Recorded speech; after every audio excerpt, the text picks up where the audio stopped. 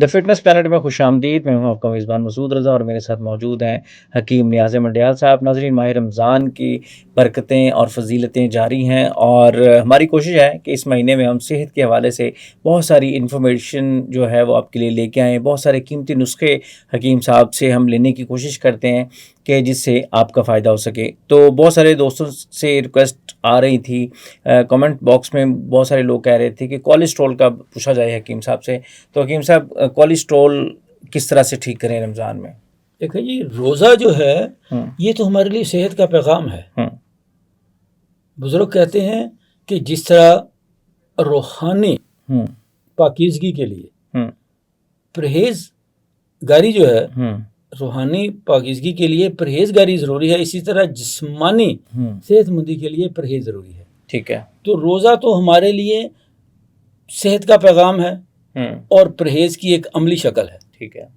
اگر ہم رمضان شریف میں روزے رکھتے ہیں اور جو طبی اصول ہیں، جو صحت مندانہ طرز عمل ہے، اس کے مطابق ہم سحر و افطار کرتے ہیں تو ہم بہت ساری بیماریوں سے محفوظ ہو جاتے ہیں، جن میں کولیسٹرول بھی شامل ہے.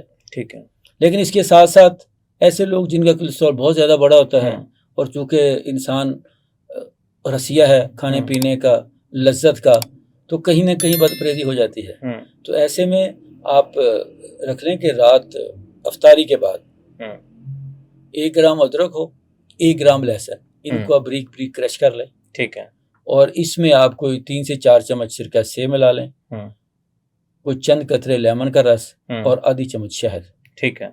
ان ساری چیزوں کو آپ چولہے پہ رکھ کے تھوڑا سا 2-3 نا اس کو، ٹھیک ہے، جو کہتے ہیں کہ ابالے جسے کہتے ہیں، وہ دلوا لیں، جوش دلوا لیں. جب یہ مکس ہو کے یکجان ہو جائے تو یہ اب نیم گرم استعمال کر لیں. ٹھیک ہے. اور کتنے استعمال کیا چاہیے؟ یہ 1 گرام ادرک، 1 گرام لہسن، اس میں کوئی 4 چمچ سرکہ سیب اور چند قطرے لیمن کا رس اور آدھی چمچ شہد.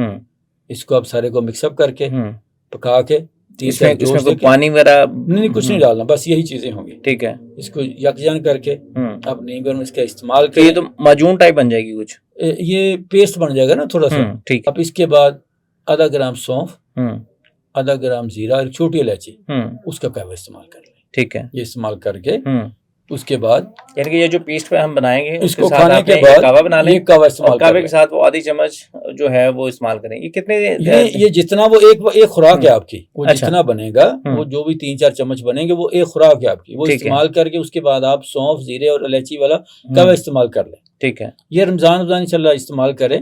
اس سے آپ کے خون کے اندر جتنے بھی ٹاکسک مادے ہیں، خون کا گاڑھا پن ہے یا آرٹریز کا سخت ہونا ہے یا خون کی روانی میں کہیں کچھ رکاوٹ ہے، انشاءاللہ وہ سارا صاف ہو جائے گا. تو اس سے تو پھر بلڈ پریشر بھی ٹھیک ہو جائے گا.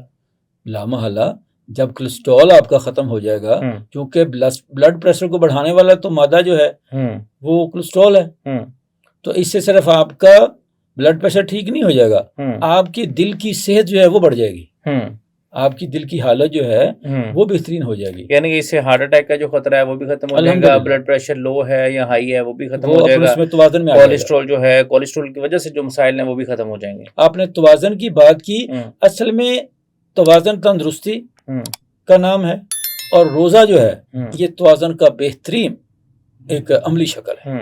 اگر ہم روزے رکھتے ہیں اور جو روزے کا تقاضا ہے، جو روزے کا فلسفہ ہے، اس کے مطابق ہم رکھتے ہیں تو الحمدللہ ہم روحانی طور پہ بھی، ہم گناہوں سے بھی پاک ہوتے ہیں اور ہم جسمانی طور پہ بیماریوں سے بھی ہم محفوظ ہو جاتے ہیں. اچھا حکیم صاحب، نسخہ آپ نے دے دیا، میں یہ جاننا چاہتا ہوں کہ کولیسٹرول بڑھتا کیوں ہے اور کیا رمضان میں کیونکہ لوگ بڑی تلی ہوئی چیزیں استعمال کرتے ہیں، سموسے پکوڑے کھاتے ہیں، وہ پراٹھے گھی میں پورے وہ کہتے ہیں فرائی کر کے لے کے آئیں، تو ان چیزوں سے بھی کولیسٹرول بڑھتا ہے؟ یا اصل میں تو ہمارے جسم کے اندر جتنے بھی ٹاکسک مادے ہیں ان کے بڑھنے اور سٹور ہونے کا عمل ہے ہمارا سلو میٹابولزم. ٹھیک ہے. میٹابولزم ایک ایسا حیاتیاتی عمل ہے جو ہمارے جسم میں کھائی جانے والی غذا کو توانائی میں بدل کے ہمارے جسم کو جہاں اس کی ضرورت ہوتی ہے وہاں تک پہنچاتا ہے. ٹھیک ہے. جب وہ سلو ہوتا ہے، جب اس کی کارکردگی میں نقص آتا ہے، تب ہمارا جسم کہ جتنے بھی زہریلے مادے ہیں وہ جسم میں سٹور ہونا شروع ہو جاتے ہیں، جسم ان کو باہر نہیں دھکیل پاتا. تو رمضان شریف میں یہ ہوتا ہے کہ ایک تو ہمارے اندر ریسٹ زیادہ آ جاتا ہے، لوگ اور لوگ چکنائی والی چیزیں زیادہ استعمال کرتے ہیں، تلی چیزیں زیادہ استعمال کرتے ہیں، اور اس کا پھر یہ ہوتا ہے کہ وہ آپ کا چونکہ میٹابولزم پہلے بھی سلو ہے، مقصد تو یہ تھا کہ آپ نے اپنے آپ کو ایکٹیو کرنا ہے، لیکن وہ ایکٹیویشن کی بجائے کیا ہوتا ہے ڈی ایکٹیو ہو جاتے ہیں۔ تو اس وجہ سے بھی بعض اوقات جو لوگ سست ہوتے ہیں، جو لوگ ایکٹیو نہیں ہوتے، جو اپنے غذا کا خیال نہیں رکھتے، جو اپنے غذائی عادات کو نہیں بدلتے، تو اس وجہ سے ان کے جسم میں ان چیزوں کا زیادہ ہونا ایک فطری عمل ہوتا ہے۔ ٹھیک ہے، تو اگر ان سے بچنا چاہتے ہیں، وہ اس کے لیے ہم نے آپ کو بتا دیا کہ یہ عمل کریں، اپنے آپ کو تھوڑا سا ایکٹیویٹ کریں۔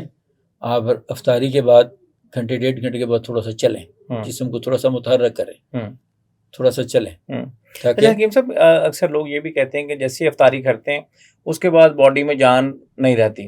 ہونا تو یہ چاہیے کہ جب آپ نے سارے دن کی بھوک کے بعد کھا پی لیا ہے تو لوگوں کو انرجیٹک ہونا چاہیے، لیکن اکثر لوگ یہ شکایت کرتے ہیں کہ جیسے ہی افطاری ہوتی ہے اس کے بعد وہ سست ہو جاتے ہیں۔ اس کی کیا وجہ ہوتی ہے؟ دیکھیں جی، جب ہم سارا دن بھوکے پیاسے رہنے کے بعد اس پہ انواع غذا پہ ٹوٹ پڑتے ہیں، ہمارے یہاں لوگ ایک تو ٹھنڈے مشروب استعمال کرتے ہیں، زیادہ کھاتے ہیں، تو لامحالہ وہ جسم کی جو کیپیسٹی کے سے زیادہ اس پہ جب بوجھ پڑے گا تو جسم سست ہو جاتا ہے۔ ویسے بھی جب ہم کھانا کھاتے ہیں تو جسم میں شوگر لیول تھوڑا سا بڑھ جاتا ہے، کچھ لوگوں کے زیادہ بڑھتا ہے، تو ان کو اس وجہ سے بھی تھوڑی سی غنودگی کا ایک سامنا ہوتا ہے۔